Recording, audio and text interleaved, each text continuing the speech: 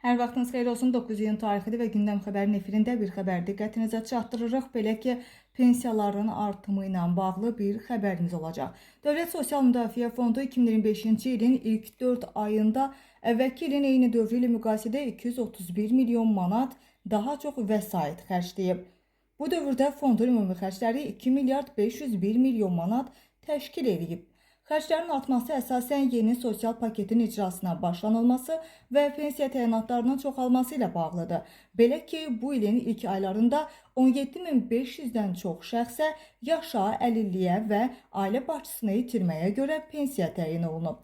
2025-ci ilin ilk aylarından etibarən pensiyalarda artım müşahidə olunsa da, ilin sonuna qədər daha bir artım qərarının verilməsi də gündəmdədir. Qeyd eləyək ki, Dövlət Sosial Müdafiə Fondunun 2025-ci il üçün təsdiqlənmiş büdcəsində də artım nəzərdə tutulmuşdu.